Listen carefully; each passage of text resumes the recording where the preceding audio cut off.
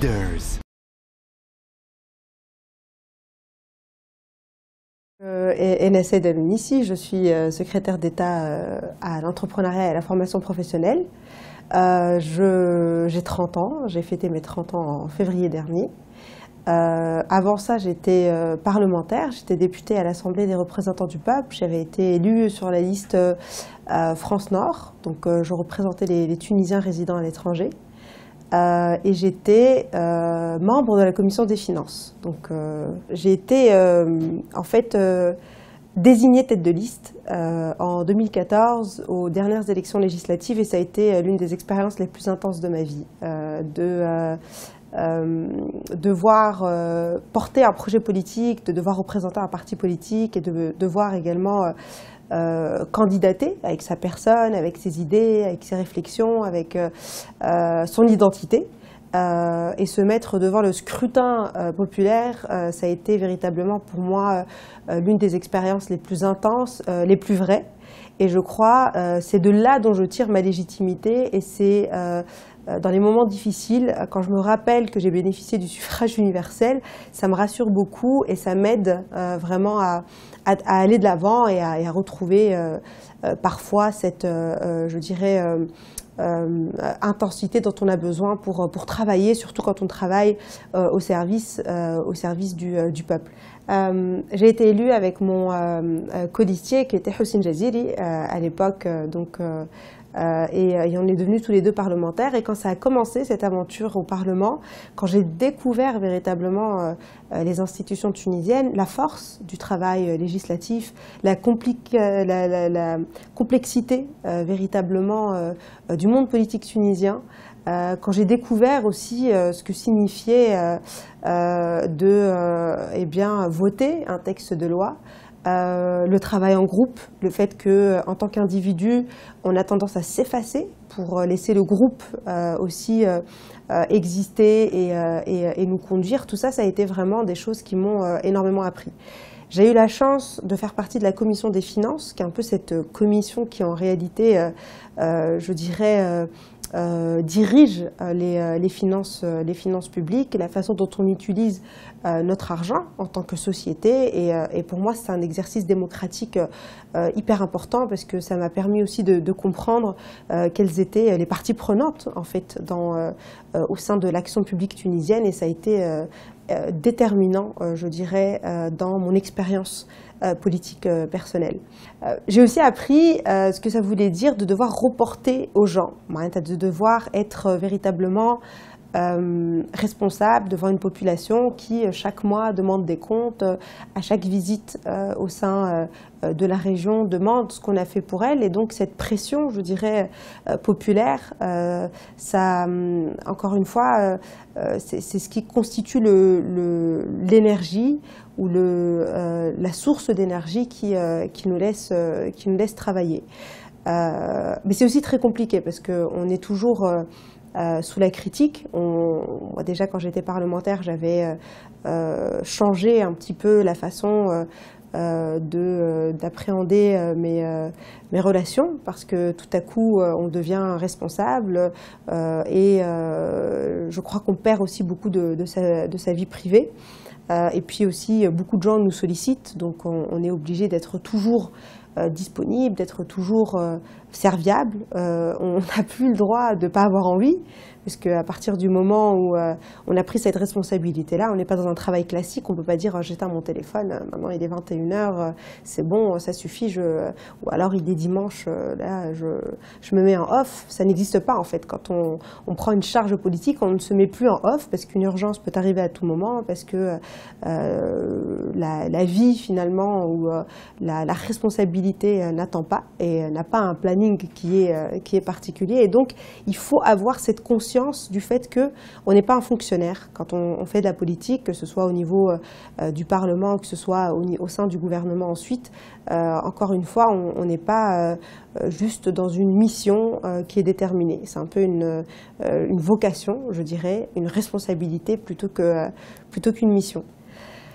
Avant d'aller au Parlement, j'étais chercheuse. j'étais à l'université, je faisais partie du monde académique. Je faisais ma thèse de doctorat à l'université Paris 1, à la Sorbonne, à Paris. Et je travaillais sur les politiques sociales en Tunisie. Donc je pensais, avant je dirais, d'être nommée par le parti Ennahda comme tête de liste, je pensais que je finirais ma thèse et ensuite je passerais les différents concours de la fonction publique pour devenir un membre de, je dirais, la communauté académique. C'est vrai que ma nomination en tant que tête de liste, ça a un peu précipité les choses, puisque j'ai mis une pause, j'ai fait une pause dans mes recherches. Et donc, je dirais que cette expérience-là du monde académique, le fait que je viens du monde académique, c'est ce qui me pousse toujours à chercher des choses dans le fond, à vraiment essayer d'avoir une approche qui ne soit pas caricaturale, d'être le moins caricatural possible, ce qui est très difficile en politique, parce qu'en fait la politique, c'est souvent essayer d'apporter des réponses prêtes et instantanées à des problèmes qui sont extrêmement complexes, qui sont inscrits dans le temps, qui sont, je dirais même, à mon avis, des fois impossibles à gérer ou à régler dans un temps qui est un temps limité. Et qui implique aussi d'avoir vraiment une approche de participation. Et c'est encore plus difficile de régler les problèmes quand on est dans une démocratie, parce qu'on ne peut pas décider, décréter comme ça les choses. Il faut prendre des décisions de façon collégiale, il faut consulter les uns et les autres, il faut donner la parole à la société civile, il faut entendre les partenaires sociaux. Donc ça m'a beaucoup aidé, je dirais, dans cet aspect de appréhender la complexité de l'action politique, mais ça a été très difficile pour moi d'apprendre à parler de façon simple, par exemple, d'apprendre que quand on fait un discours politique, on ne fait pas une conférence académique. Donc les gens, ils s'en foutent de la complexité des définitions. Ce qu'ils veulent savoir, c'est qu'est-ce qu'aujourd'hui on apporte de façon concrète pour améliorer leur vie quotidienne. Et donc ça a été pour moi un des passages les plus je dirais, compliqué à faire. Et avant de commencer ma thèse, moi, j'étais en master. Moi, j'ai fait un master de sciences politiques et je me suis spécialisée en politique du développement.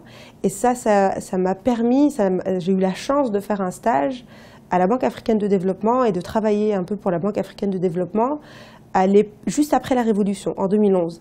Et pourquoi ça a été une chance pour moi? Parce que moi, je fais partie de cette communauté qui est quand même nombreuse, des Tunisiens qui ont été exilés de leur pays et qui ont vécu en tant que réfugiés politiques pendant la dictature. Donc quand on est parti de Tunisie en 92, moi j'étais encore toute petite, j'avais 5 ans et demi. J'ai fêté mes 6 ans après quand on est arrivé en France. On a passé quelques mois en Algérie, le temps d'obtenir le statut de réfugié politique. Donc du coup, j'ai pas eu la chance, comme beaucoup d'enfants, par exemple, d'immigrés économiques ou d'immigrés classiques, qui chaque été rentraient en Tunisie, etc. Moi et beaucoup de gens qui faisaient partie de cette communauté des réfugiés de Paris, on a grandi un peu avec cette espèce de paradis perdu, d'espèce d'idéal un peu perdu. On a été tout à coup arrachés à la tranquillité de l'enfance pour se retrouver en train de traverser la frontière Gendoub à Neb à pied. Et donc du coup, c'est vrai que cette expérience-là, elle a fondé ma relation avec mon pays. Donc quand en 2011, il y a eu la révolution, que j'étais en master et que j'ai eu la chance de pouvoir aller travailler à Tunis au siège de la BAD, pour moi c'était vraiment, encore une fois, jusqu'à maintenant, le déclic peut-être qui fait qu'aujourd'hui ma carrière est telle qu'elle est. D'un point de vue professionnel et même d'un point de vue d'engagement politique et social. Avant d'avoir la possibilité de revenir à Tunis pour m'engager au sein de la BAD et de finaliser aussi mes recherches dans tout ce qui concernait les politiques sociales qui étaient menées par des pays qui nous ressemblaient, par des pays qui étaient dans la même situation que la Tunisie, j'étais très engagée au sein de la société civile en France. Peut-être que c'est intimement lié aussi au fait, je crois que je viens d'une famille qui est engagée, où j'avais des parents qui étaient très engagés.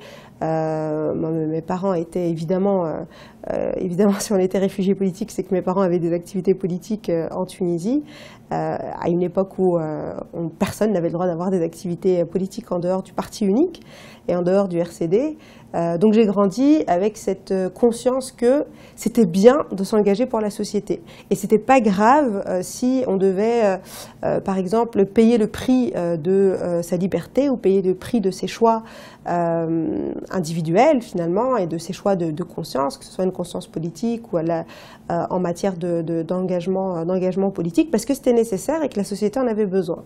Et à l'époque, évidemment, dans une France qui, à partir des années 2001-2002, donc après le 11 septembre, qui est vraiment traversée par cette espèce de crise identitaire, où elle n'arrivait pas à accepter le fait que ce soit une société multiculturelle, où il y avait une manifestation du racisme qui était de plus en plus pointue et plus en plus dirigée vers ceux qui ressemblaient physiquement à des musulmans.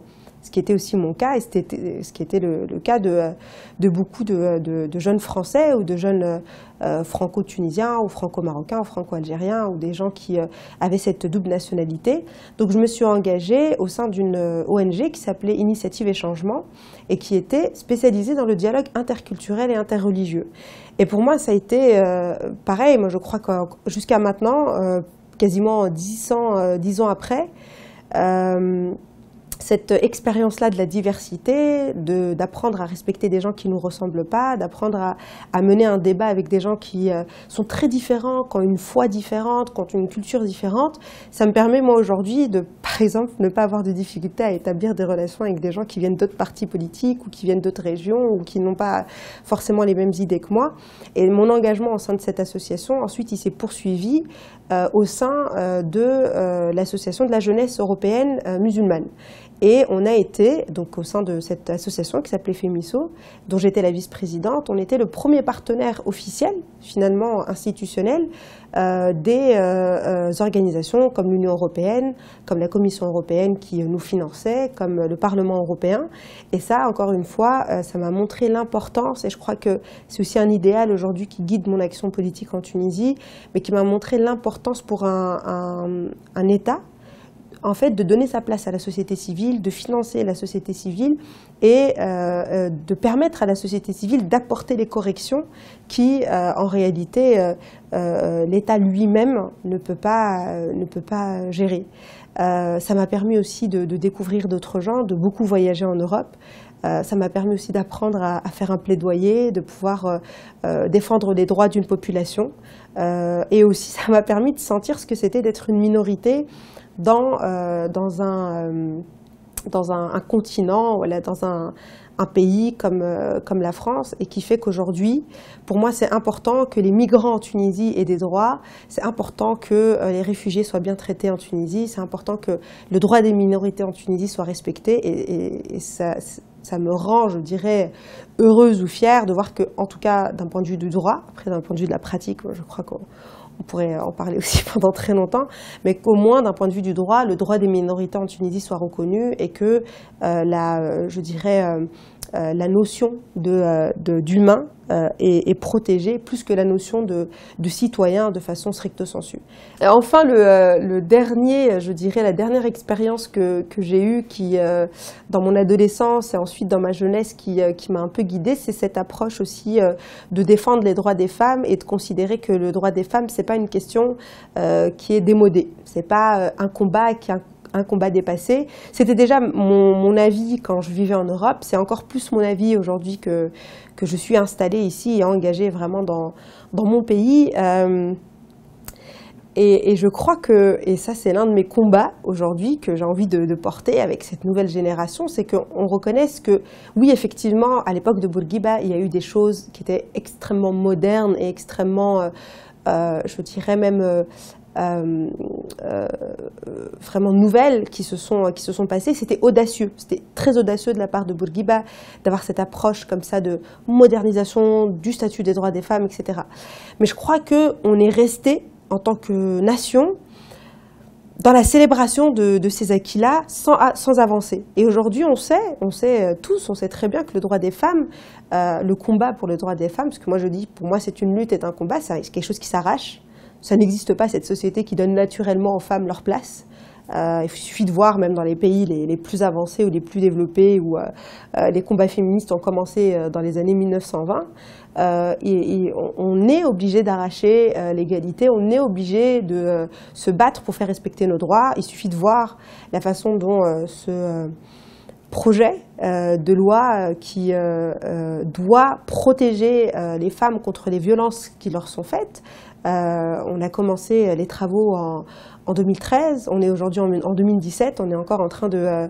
bon, on avance, hein, mais c'est quand même difficile de faire avancer ces choses-là. Et je crois que ça en dit long sur la résistance qu'il y a encore, finalement, au sein de la société tunisienne, à donner aux femmes leur entière place, à respecter leur corps, à respecter leur réputation, à respecter leurs envies, à respecter leur volonté, à ne pas parler en leur nom, à ne pas leur imposer des choses, à les protéger, et ça pour moi c'est hyper important, à les protéger par l'éducation, les protéger par le droit d'accès aux droits sociaux, aux droits économiques, le fait que, et là aujourd'hui moi c'est en plein dans mon job, les femmes sont celles qui souffrent le plus du chômage, sont celles qui souffrent le plus de la discrimination à l'accès aux prêts, celles qui souffrent le plus de discrimination à l'accès aux services pour lancer leurs propres petits projets économiques.